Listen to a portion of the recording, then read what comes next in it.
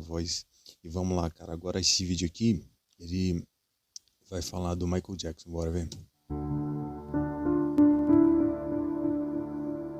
O mundo das celebridades está virado de cabeça para baixo, desde que começaram a surgir fortes relatos e evidências sobre Sean Combs, o Diddy. Para você pegar um pouco do contexto, a morte do Michael Jackson pode ter alguma coisa a ver com o Diddy. Ele pode ter envolvimento nisso. Preso sob acusações gravíssimas. Desde então, histórias da carreira de Diddy vêm sendo levantadas, envolvendo muitas pessoas famosas, inclusive o rei do pop, Michael Jackson. No vídeo de hoje, então, vamos te explicar essa história.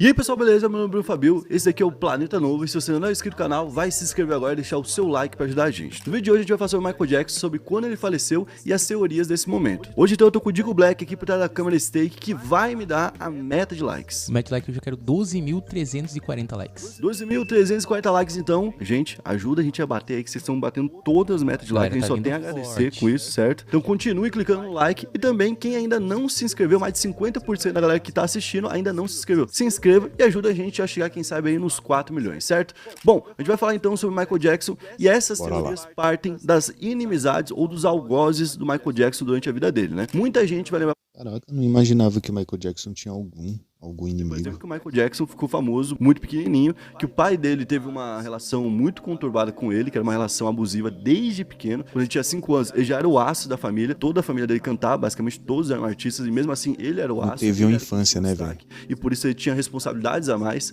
e nessa época ele não foi abraçado, nessa época ele não foi acolhido, né? Numa época que ele era mais frágil, na época que ele tava tendo os primeiros contatos com o mundo, né? Ele foi discriminado, foi sempre debochado pela aparência dele, e depois quando ele passou a ser útil com a voz dele, com o talento dele, o mundo passou a abraçar ele, mas isso já tinha marcado Michael Jackson, tanto é que ele sempre levantou a bandeira de proteção às crianças, tanto é que ele protegia até o rosto dos próprios filhos, não deixava ir pra mídia porque ele sabia do perigo que isso tinha. Mas ele teve outras desavenças durante a vida, inclusive na questão profissional. Uma dessas pessoas, um desses algozes, é Tommy Mottola. Esse cara foi presidente da Sony Music por 15 anos. A gravadora era quem tinha o contrato com o Michael Jackson. Além disso, o Tommy também era marido da Mariah Carey, que era uma amiga muito próxima do Michael. E segundo o relato do próprio Michael, Mariah contava muita coisa da vida dela pra ele, mostrando como o Tommy seria um marido realmente tóxico. E quando a gente fala tóxico, não é num nível pequeno, é um nível realmente muito grande e impressionante que a gente já vai descrever. Então o Michael sempre soube desses podres do Tommy, né? E teve um momento bem marcante nessa história, em um show de 2003, quando o Michael interrompeu o show pra fazer um discurso do nada. E esse discurso foi feito contra a Sony e especificamente contra o Tommy. O Michael avisou que ele estava se desvinculando da Sony e que naquele momento a gravadora não abria mão dos direitos que não pertenciam mais a ela. O Michael falou que não poderia estar falando aquilo, mas que precisava revelar um segredo. Ele, inclusive, pediu para que todo mundo que estava na plateia não gravasse, que ninguém filmasse o que ele estava falando, mas depois ele falou, bom, não ligo, gravem. E aí ele começou a contar que a Mariah tinha se divorciado do Tommy, que ela tinha contado que o Tommy tinha feito com ela, que ele era um homem bem ruim, que perseguia ela, que grampeava o telefone dela, olha só como realmente vai para um outro nível, né? E que ele era um ser humano horrível, e que eles, Michael e Mariah, precisavam continuar a jornada deles até que ele fosse destruído. Então, tipo, palavras realmente muito fortes. Ele chega a chamar o Tommy de demônio no meio disso tudo, né? E além dessa relação que ele tinha conturbado com um cara que mandava na Sony, o Michael era um cara importante dentro da Sony. Então era uma relação de igual para igual. Era uma relação que toda vez que eles precisavam se encontrar, era colocada em teste. O Michael tinha uma grande participação no catálogo da Sony, com vários artistas realmente bem grandes, como por exemplo o Beatles. E aqui surge a teoria então que para poder adquirir essa participação que o Michael tinha, a Sony ou até o próprio Tommy estariam dispostos a fazer alguma coisa ou qualquer tipo de coisa para forçar o Michael a vender essa sua parte. Enquanto vivo, o Michael chegou a vender 25% do que ele tinha em 2006, mas ele não vendeu completamente e continuou com a maior parte. Porém, o restante foi vendido após o falecimento dele no valor de 750 milhões de dólares, o que pra gente é considerado realmente algo bem abaixo, até porque a gente tá falando da Sony. Imagina, só você ter um pedaço do Beatles, né? Quanto que não vale? E aqui o nome do Diddy começa a aparecer nessa história porque ele tinha uma gravadora que era a Bad Boys Records, que era um braço da Sony. Isso porque ele tinha uma relação muito forte com o próprio Tommy. Ele era amigo do Tommy. Então guardem essa informação, já vamos resgatar ela. Um ponto que a gente tem que resgatar agora é que em 2003 o Michael foi acusado e investigado por abusos sexuais contra crianças. E aí apareceram algumas supostas vítimas, não uma, mas algumas, né? Alegando que foram abusadas por ele. Algumas delas realmente tinham uma convivência com ele, tinham um histórico de contatos com o Michael. E naquela época, como a gente falou, o Michael levantava uma bandeira de proteção às crianças pelo que ele tinha vivido. Então foi realmente algo bem chocante. Pausa. Cara, olha só, eu vou dar uma declaração aqui polêmica, mano, mas eu mesmo não acredito em nada disso, mano. Eu acho que isso daí é tudo manipulação, entendeu? Interesse, gente querendo dinheiro do Michael Jackson. Em 2005, após 2 anos de o mundo falando disso, de todas as formas, fazendo piada, fazendo filmes, sátiras e tudo mais, o Michael aparecendo em clipes como referência, sendo citado em músicas, tudo que podia acontecer envolvendo o Michael e falando sobre esse assunto aconteceu em 2 anos. Depois de 2 anos de investigação, Michael foi então inocentado, algo que talvez muita gente nem saiba, né? Outra coisa que talvez muita gente não saiba é que a investigação descobriu que as supostas vítimas tinham sido pagas para poder acusar o Michael. Bom, quem teria pago por isso? Não se sabe até hoje. Não se sabe então quem teria pago esse dinheiro, mas a gente sabe que existiam pessoas interessadas na queda do Michael, ou pelo menos da moral do Michael, né? E aqui entra uma acusação que, por enquanto, realmente, gente, assim, ela é muito rasa, não tem uma ligação direta do Diddy com o Michael, né, de alguma forma. O que tem é uma ligação muito forte do Diddy com ao redor do Michael, e a gente vai explicar isso agora. Tudo se apoia basicamente nessa ligação que ele tinha com o Tommy Mottola, com a Oprah, que a gente vai explicar por quê, né, que é importante para a relação, e com o Harvey Weinstein. A Oprah era também uma inimizade do Michael, ela criticou muito o Michael durante todo o caso da acusação, né, e quando ele foi inocentado, ela continuou criticando ele. A Oprah também tem um detalhe importante, porque ela teve contato tanto com o Jeffrey, daquela outra pirâmide que a gente já contou aqui no canal, tanto com o Diddy, que tá agora envolvido nessa pirâmide, né, quanto com o João de Deus. Então, muita gente até levanta o nome dela como algo suspeito aí, né? E ela, junto do Harvey e outras pessoas, foram financiadores do documentário Living Neverland, de 2019, que trouxe novamente à tona o assunto, né? Sendo que já tinha sido provado falso. Então mostra que pelo menos existia uma disposição muito forte, né? Contra o Michael Jackson, porque isso aconteceu inclusive depois que ele tinha falecido, né? Bom, o Harvey também era próximo do Diddy, como a gente falou, também era amigo do Diddy, e ele também é uma pessoa que foi condenada por diversos crimes sexuais anos depois. Agora entra o nome de uma outra pessoa que teve ligação entre o Diddy e o Michael. O nome desse cara é Fahim Muhammad. Ele é o chefe de segurança do Michael na época do seu óbito, e anos depois se tornou o chefe de segurança do Diddy, o que é algo até comum, né? O cara tem experiência e tudo mais, então... Olha aí, velho, olha isso, olha esse detalhe. Até porque também o cara que trabalha com o Michael Jackson passa uma credibilidade. Sim. Só que... Porque existe, né, dentro da lore da morte do Michael Jackson, existe uma especulação que é o seguinte: alguém não, né? O médico dele lá teria dado uma dose maior do que era o necessário e por isso ele morreu.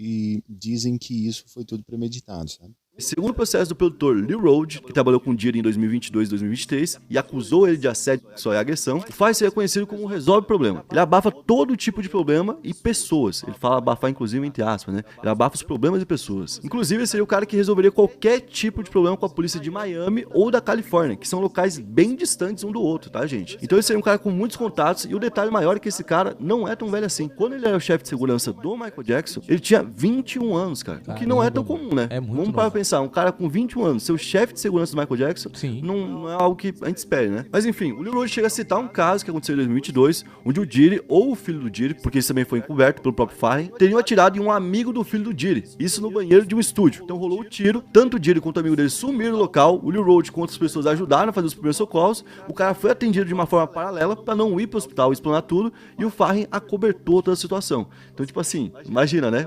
Os caras deram um tiro em alguém e falaram, não, isso aqui não vai sair na mídia. A gente vai dar um jeito aqui, a gente vai fazer uma cirurgia no cara aqui, mas não vai sair daqui. E voltando ao assunto do Fahim, ele esteve na casa do Michael Jackson no dia do seu falecimento, no dia 25 de junho de 2009. Naquele dia, o Michael não estava conseguindo dormir, que era um problema, inclusive, corriqueiro que ele já tinha, e ele pediu pro médico dele, que era o Conde Murray, injetar Propofol nele, que é uma substância sedativa, normalmente é indicada para indução de anestesia, ou seja, não é usado para dormir. Isso mostra que a necessidade do Michael era realmente muito alta naquele momento para poder dormir. E o Murray injetou nele uma grande quantidade, 25 miligramas, e o Michael então dormiu. Então o Murray teria ido até o banheiro, e quando ele teria voltado, minutos depois, ele teria percebido que o Michael não estava respirando direito. Nesse momento o Murray não ligou para emergência, certo? Que é um negócio... Essa parte é a mais estranha, velho.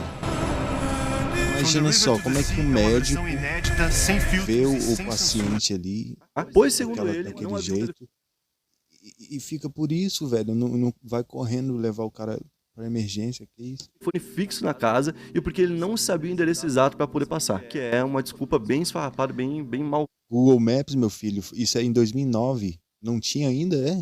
contada, né? Pô, mano, o cara era médico particular do Michael Jackson. Mais fácil ele não ter ligado porque ele fez uma merda, né? Sim. Porque ele induziu o cara ali a dormir de uma forma que não era pra ter feito. E logo depois, quem teria chegado no quarto, inclusive a primeira pessoa a ver toda a situação, seria o Fahim. Ele chegou no local e teria visto ali o Murray muito nervoso tentando reviver o Michael. E essa é a versão mais aceita. Só que outras versões, inclusive, foram investigadas pela justiça. Como, por exemplo, uma versão onde o Murray poderia ter deixado o caminho livre, saído ali do local mesmo, ido até o banheiro, como a gente falou, ter deixado a medicação ali pingando enquanto o Michael já estava dormindo, e ali deixado espaço pra alguém vir e adulterar. se você adultera minimamente ali, você gira ali o conta-gotas, né? O conta-gotas começa a distribuir a medicação mais rápido. Como é uma medicação muito forte, ele teria alguma reação e ele poderia então perder a vida. Só que nada foi encontrado durante toda a investigação que apontasse de fato para isso. No fim, o médico Murray foi condenado a 4. Não, Vigas, dá uma pausa aqui rapidinho.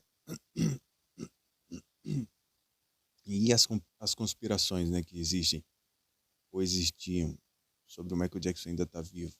8 anos de prisão, ele cumpriu 2 e foi liberado em 2013. Eu queria muito que fosse verdade. Nessa época, como a gente falou, o Farren era bem mais novo, tinha 21 anos, não tinha muita experiência. E o detalhe é que tanto ele quanto o Murray foram contratados na mesma época. O Murray também não era um médico de longa data do Michael e ele começou a cuidar na mesma época que o Farren entrou e se tornou o chefe de segurança. Ah, pode crer. Então por isso que ele deu aquela desculpa de não saber o endereço, né? Pois é. Outro ponto que faz muita gente desconfiar nessa teoria de que o Farren estaria envolvido de alguma forma é que ele conseguiu enriquecer muito nos últimos anos. Ele fundou um grupo de investimento imobiliário e só pra gente ter uma ideia, ele deu de presente para um filho dele, que completou 13 anos, 161 metros quadrados. Isso na Califórnia. Tá Que ligado. deve valer pouco, né? Essa empresa que ele montou, então, que deu muito certo, se chamou Oasis, e ela foi cofundada pelo Farren, junto de Michael Amir. Quem que era Michael Amir? O Michael Amir era o assistente pessoal do Michael Jackson. Isso na época que ele faleceu. Bom, e posteriormente ele foi trabalhar com quem? Justamente com o próprio Diddy. Então por isso que muita gente levantou essa suposição. É um negócio que é muita viagem. Toda vez que a gente vê surgindo esses assuntos mais polêmicos, né, o Michael volta à tona, porque a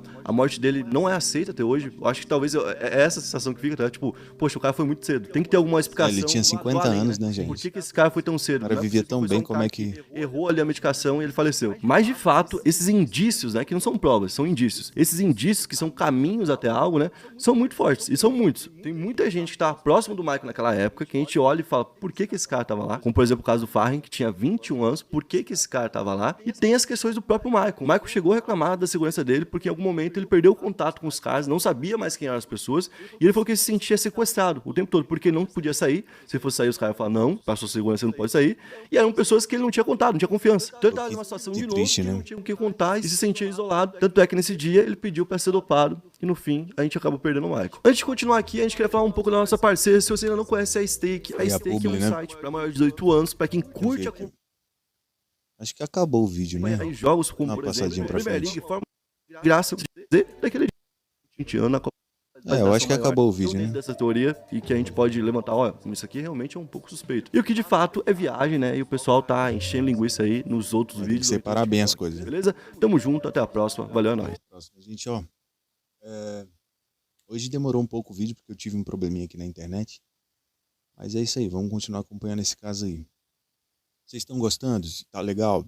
Então vamos deixar o like aí, se inscreve, tá? Tô indo rumo a monetizar. Então ajuda nós aí. Valeu, falou, até a próxima.